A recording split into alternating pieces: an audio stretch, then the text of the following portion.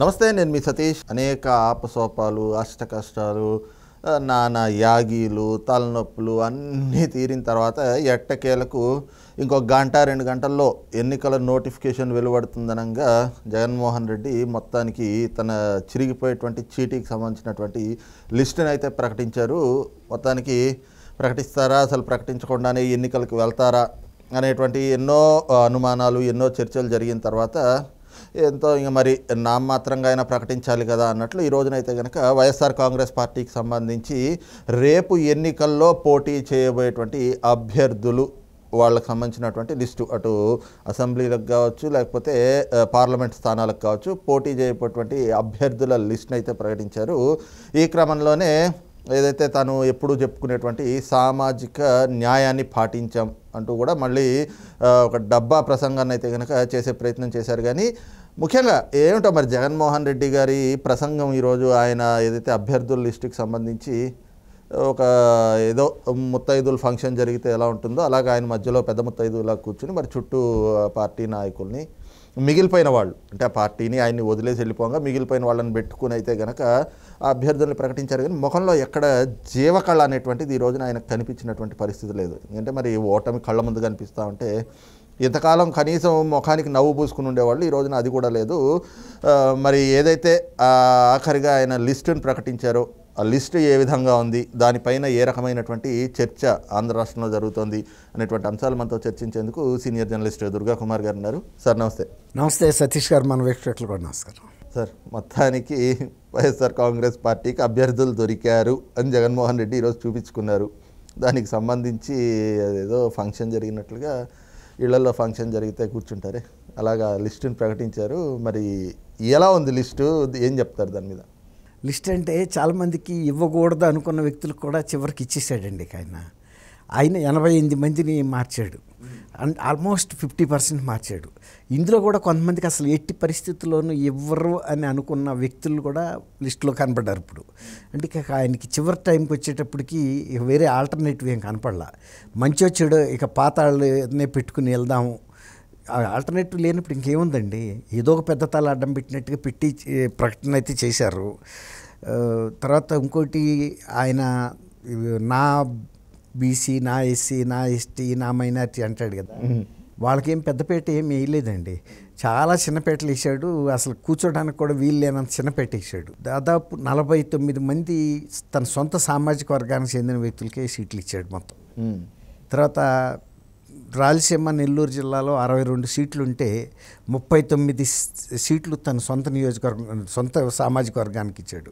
అంటే ఆల్మోస్ట్ 40 అనుకోండి. ఇక బయట వాళ్ళకి ఇచ్చింది 23 మాత్రమే అక్కడ. మరి ఏమి న్యాయం చేసినట్టండి? ఈ గతంలో ఎప్పుడు లేనంత ఇదిగా సొంత సామాజిక వర్గానికి ఇంతవరకు ఎవరు కూడా అట్లా ఇచ్చి ఉండరు. మరి ఆయన మరి నా మైనార్టీసు, నా ఎస్సీ, నా ఎస్టీ పైకి మాటలే కానీ వాళ్ళు కూడా అదే పాట పాడుతున్నాడు. లోన ఇంకోటి ఏంటంటే ఆయనకు భయం, ఇవన్నీ కూడా అనాలిసిస్ చేసుకుని జనం చూస్తే నన్ను అవహేళన చేస్తారు, ఊసి పెడతారు అనే ఒక భయం కూడా లోపల ఉంది. కానీ ఇవ్వక తప్పని పరిస్థితి ఏర్పడింది.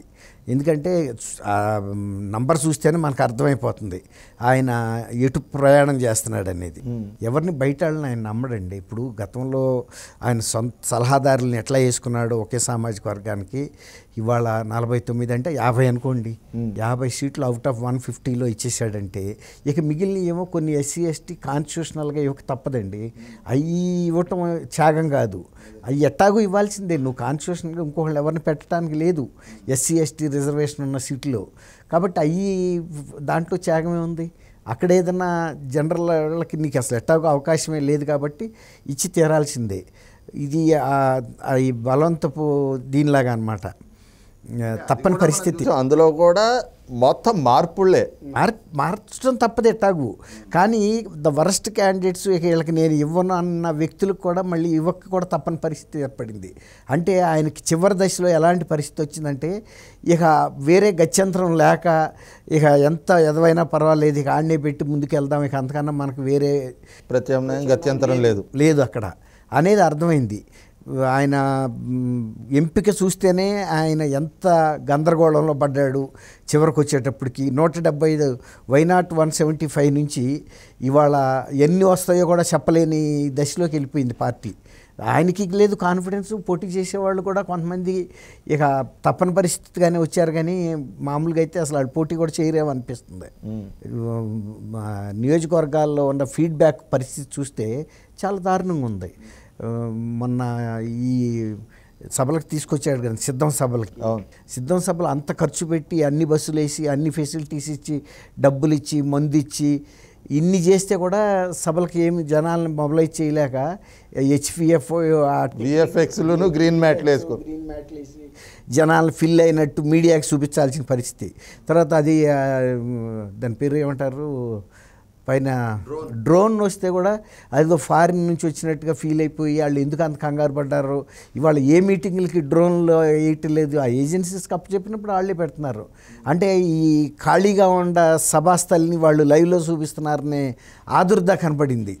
20 నిమిషాల సేపు ఆ పిచ్చి సబ్జెక్ట్ మీదే మాట్లాడారు. అంత బహిరంగ సభ అని చెప్పి ఎవడో రాపోయేటప్పటికి ఇది కనుక ప్రసారం అయితే మన పరుగు పోద్ది అని మనం వాళ్ళైతే ఎడిట్ చేసి ఇచ్చేవాళ్ళు, కానీ ఎవరో కానీ లైవ్ చూపిస్తున్నారనే ఒక భయం వచ్చేసింది. Down the drone live the drone అని ఇంగ్లీష్లో అంబటి రాంబాబు గారు అరుపులు, ఏందో దాన్ని డౌన్ అంటే పేల్చేయమన్నంత మిలిటరీ ఆర్డర్ ఇచ్చినట్టు ఇస్తున్నాడు. ఏం అర్థం కాని పరిస్థితి సార్. అలాగే ఈ రోజున చూస్తే ఈ లిస్టులో ప్రధానంగా ముగ్గురు ప్రముఖులు, అంటే పవన్ కళ్యాణ్ గారు పోటీ చేస్తున్న దగ్గర కావచ్చు, లోకేష్ గారు పోటీ చేస్తున్న కావచ్చు, బాలకృష్ణ గారు పోటీ చేస్తున్నటువంటి ఆ స్థానంలో కావచ్చు, 3 చోట్ల మహిళల్ని పెట్టి అదో సెంటిమెంట్ రాజేద్దాము అనేటువంటి ప్రయత్నం, దాన్ని ఎలా చూడాలి? అది ఒక స్ట్రాటజీ అండి. ఆయన ఏమనుకున్నాడంటే ముందు మహిళలను పెట్టడం ద్వారా ఒక 50% మహిళలు ఉంటారు కదండి, వాళ్ళని ఎక్కువ ఆకర్షించడానికి ప్రయత్నిస్తున్నాడు. ఇప్పుడు ఇట్లాంటి జనరల్ ఎలక్షన్స్లో మహిళలు పురుషులని ఉండదండి, పార్టీ విధానాలని లైక్ చేస్తారు తప్ప అది మహిళ పురుషులు అనేది రాదు. ఇప్పుడు మీరు అన్నట్టు పవన్ కళ్యాణ్ మీద వంగా గీత గారిని, అదే సామాజిక వర్గం చెందిన ఆమె, అంతకుముందు ఆమె జిల్లా పరిషత్ చైర్మన్ ఎమ్మెల్యే చేసింది, రాజ్యసభ మెంబర్ ఒక ఆమె. తర్వాత మురుగుడు లావణ్య గారిని మన మంగళగిరి నియోజకవర్గం నుంచి లోకేష్ గారి మీద, తర్వాత ఏమో అక్కడ దీపిక గారు బాలకృష్ణ గారి మీద, ప్రియా దీపిక గారిని ఆయన హిందూపూర్లో పెట్టాడు. అట్లా ఇవేమి అంత పెద్ద ఏమి అంటే ఆయన అనుకున్న పర్పస్ అయితే సర్వ్ అవ్వదండి. ఎవరికి బాగా సర్వీస్ చేస్తారనుకుంటారో వాళ్ళకి వేస్తారు తప్ప లేడీస్ని పెట్టడం అనేది వ్యూహం. అంటే ఒక 50% మహిళల్ని ఉంటారు కాబట్టి ఎక్కువ మంది మహిళా అభ్యర్థికి ఓటేస్తారనేది ఆయన ఉద్దేశం. వీళ్ళ మీద డైరెక్ట్గా జెంట్స్ని పెడితే, పురుషులను పెడితే అంత ఎఫెక్టివ్గా ఉండదు.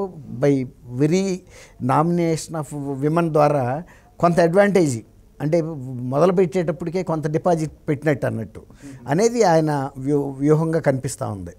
అయితే ముఖ్యంగా చూస్తే ఈ రోజున ఇంత సామాజిక న్యాయం పాటించాను, అసలు ఇంత ఇదిగా ఎవరు చెప్పనటువంటి ఈ రాజకీయ చరిత్రలో ఎన్నడూ జరగనటువంటి అదొక సంస్కరణలు నేను తెచ్చాను, పెద్ద పెద్ద విప్లవాలు నేను చేయగలిగాను, విప్లవాత్మక మార్పులు, మహిళలకి ఇంత పెద్ద ఎత్తున అవకాశం కల్పించాను, నా ఎస్సీలు, నా ఎస్టీలు, నా బీసీలు, నా మైనార్టీలకి పెద్ద ఎత్తున అవకాశం కల్పించాను అని చెప్పుకునే వ్యక్తి మరి 88 మందిని మార్చడాన్ని ఎలా చూడాలి?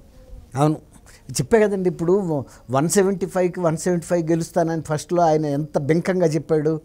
అది కూడా అప్పటికే తెలుసండి ఆయనకి పరిస్థితి, అప్పటికే ఆయనకి రిపోర్ట్స్ వచ్చున్నాయి. కానీ ఒక బ్రేవ్ ఫేస్ పెట్టాలి, మేకపోతే గంభీరం అంటారు చూసారా, అది ఆయన చేసిన కార్యక్రమం అంతే తప్ప ఆయనకి ఏదో ఇది ఉందని కాదు. ఆయన పరిపాలన ఎలా చేశాడో ఆయనకి తెలియదండి. ఇప్పుడు ఒక డ్రైవరు తను డ్రైవ్ చేసింది ఎలా డ్రైవింగ్ చేసుకున్నాననేది తెలియదు, 5 ఏళ్ళు వేస్ట్ చేసుకున్నాడు.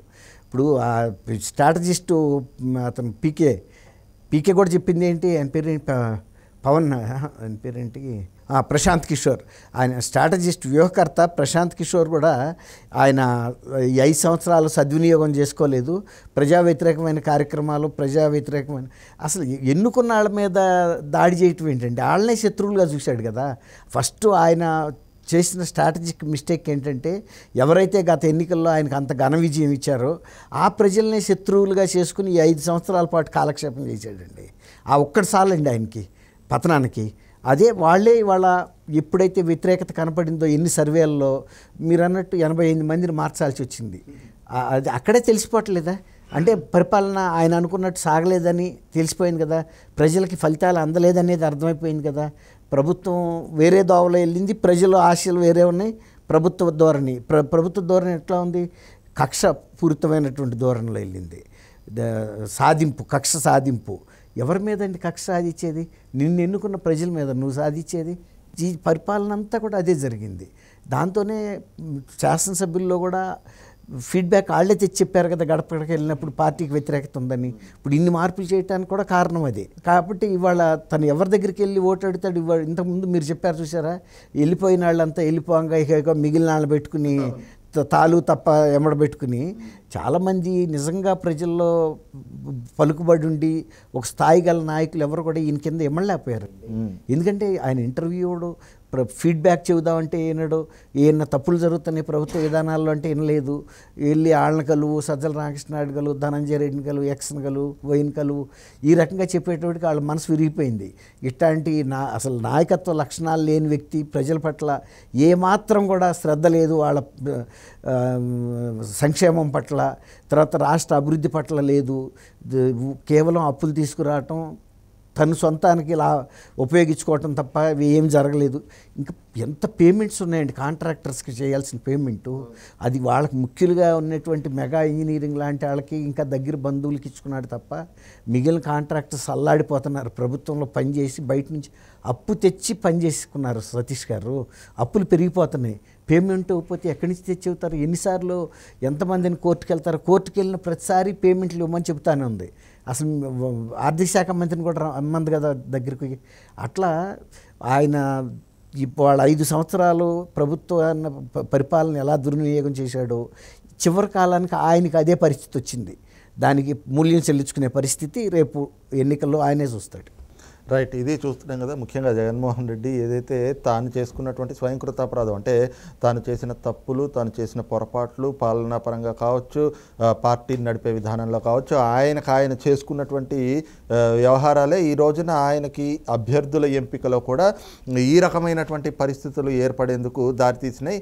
ఈ క్రమంలోనే ఏదైతే ఇప్పుడు లిస్టును ప్రకటించారో ఇది కూడా ఏదో గత్యంతరం లేక ఇక ఉన్న వాళ్ళతోటి అభ్యర్థులు లేరు అంటే అది పరువు నష్టంగా ఉంటుంది. కాబట్టి గత్యంతరం లేని పరిస్థితుల్లో ఆ పార్టీని వీడి ఆయన్ని వీడి వెళ్ళిపోయినటువంటి నాయకుల ప్లేసుల్లో అరాకొరాగా మిగిలిన వాళ్ళని తెచ్చి ఈ రోజున ఆ పబ్బం గడుపుకునేటువంటి ప్రయత్నం చేస్తున్నాడు. కానీ జగన్మోహన్ రెడ్డికి కూడా అర్థమైపోయింది ఆయన రాజకీయంగా ఆయన చాప్టర్ క్లోజ్ అయిందని, ఇది రేపు ఎన్నికల్లో స్పష్టత రాబోతా ఉంది అన్నటువంటి భావన కూడా సీనియర్ జర్నలిస్ట్ దుర్గా కుమార్ గారు వ్యక్తం చేస్తూ ఉన్నారు. Thank you.